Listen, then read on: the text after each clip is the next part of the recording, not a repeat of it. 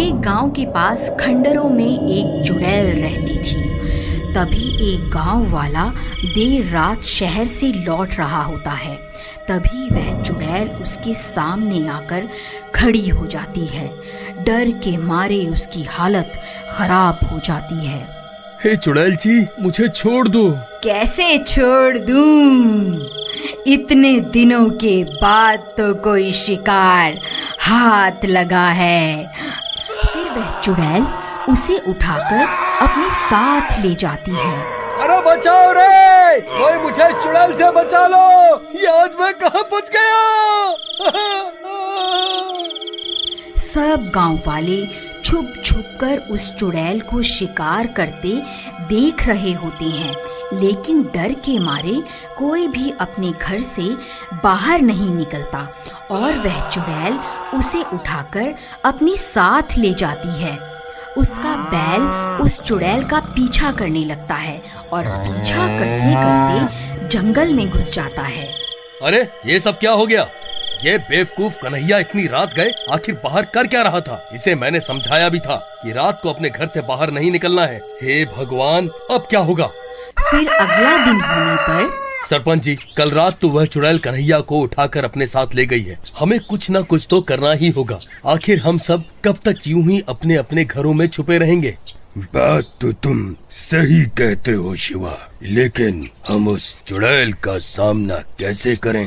भाई, हम उस चुड़ैल का सामना नहीं कर सकते, लेकिन अगर उससे भी बड़ा और ज्यादा डरावना भूत उसके सामने आ जाए तो वह चुड़ैल जरूर डर के मारे हमारा गांव छोड़ के भाग जाएगी। पप्पू भाई, मुझे लगता है तुम्हारा दिमाग खराब हो गया है जो ये बहकी बहकी बातें कर रहे हो। अब हम उससे भी डरावना भूत कहाँ से लाएं भला? अरे शिवा भाई, मेरे पास एक तरकीब है। अगर हम एक भूत का मुखौटा पहनकर उस चुड़ैल के सामने आ जाएं, तो वह चुड़ैल जरूर डर के मारे भाग जाएगी। तुम्हारी इस तरकीब में बहुत खतरा दिखाई दे रहा है। उस चुड़ैल का सामना करने की हिम्मत किसी में नहीं है। कोई है भाई जो भूत का मुखौटा पहनकर उस चुड़ैल का सामना कर सके? सब गांव वाले एक दूसरे की शक्ल देखने लगते हैं, लेकिन कोई भी उस चुड़ैल का सामना करने को तैयार नहीं होता। सरपंच जी, यह पप्पू हमेशा ही उल्टी सीधी तरकीब बताता है और खुद बच के निकल जाता है। मैं तो कहता हूँ अब की बार इसे ही मौका देना चाहिए। क्यों भाइयों, मैंने सही कहा ना? अरे तेरा दिमाग खराब हो गया है क्या? मुझे क्यों फंसवा रहा है? भाई, मेरा काम सिर्फ तरकीब बताना है, बाकी तुम गांव वाले देख लो कि क्या कर रहा है। मुझे सब में मत घसीटो। देखो पप्पू, मोहन सही कह रहा है। ये तुम्हारी ही तरकीब है, इसलिए इसे अंजाम भी तुम ही दोगे। अरे भाई, मुझे क्यों बलि का बकरा बना रहे हो? तुम सबको कोई और नहीं मिला क्या है? अरे पप्पू भाई, डरो मत, मैं भी तुम्हारे साथ चलूंगा। फिर रात होने पर शिवा के कंधों के ऊपर खड़ा हो जाता है और गांव वाले उसे भूत का मुखौटा पहनाकर उनका भेष बदल देते हैं। अब वह बिल्कुल असली के भूत जैसे लग रहे होते हैं। अरे वाह भाई पप्पू, तुम तो बिल्कुल असली के भूत लग रहे हो। वह चुड़ैल तो तुम्हें देखते ही डर जाएगी। अरे भाई, अगर चुड़ैल हमें देखकर डर गई तो ठीक है, लेकिन अगर वो नहीं डरी तो हमारा क्या होगा? अरे पप्पू भाई, तुम डरो मत, मैं तुम्हारे नीचे ही तो हूँ। मैं कुछ भी गड़बड़ नहीं होने दूंगा। फिर आधी रात होने पर सब गांव वाले अपने अपने घर में छुप जाते हैं। पप्पू और शिवा भूत का भेष बदलकर गांव में खड़े हो जाते हैं और उस चुड़ैल का इंतजार करने लगते हैं, लेकिन बहुत देर तक इंतजार करने पर भी वह चुड़ैल उस रात गांव में नहीं आती। शिवा भाई, लगता है आज चुड़ैल ने छुट्टी कर ली है। आज वह काम पर नहीं आएगी।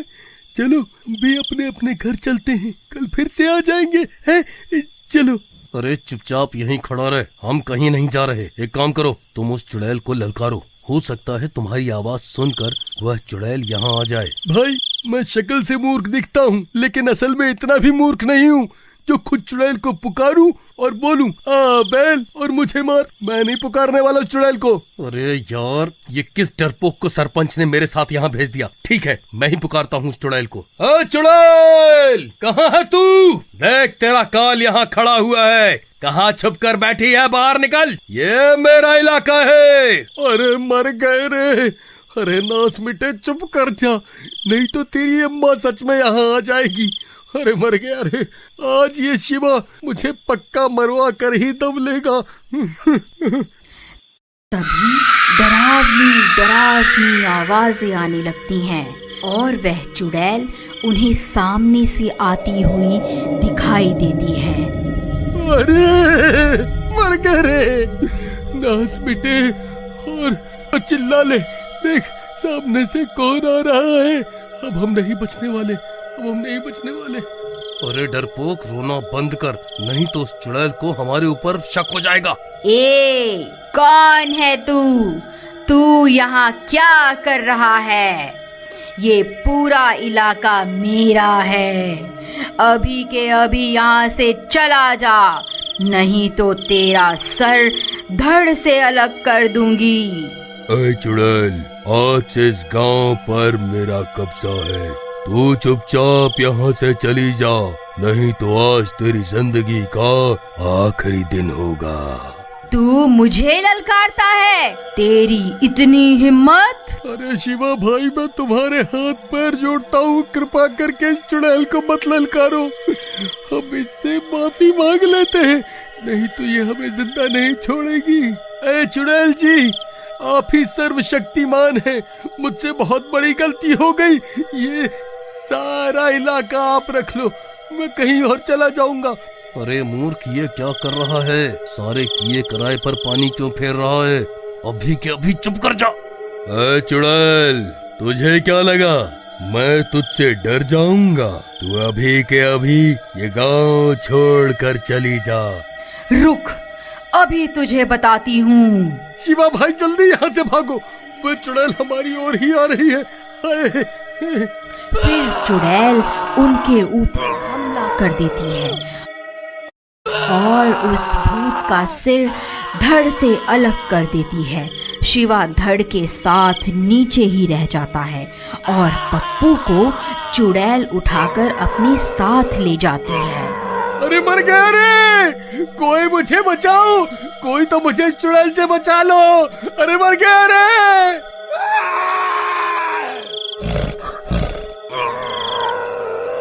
फिर ये सब देखकर सब गांव वाले वहां पहुंच जाते हैं।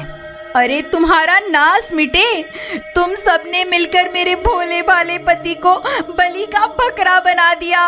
नहीं नहीं भाभी जी, ऐसा नहीं है, आप ऐसा मत कहिए। क्यों रे शिवा, तू तो बड़ा चालाक निकला, खुद तो नीचे खड़ा हो गया और मेरे पति को मरने के लिए ऊपर खड़ा कर दिया, ताकि अगर चुड़ैल हमला करे तो मेरा पति ही मरे और तुम बच जाओ।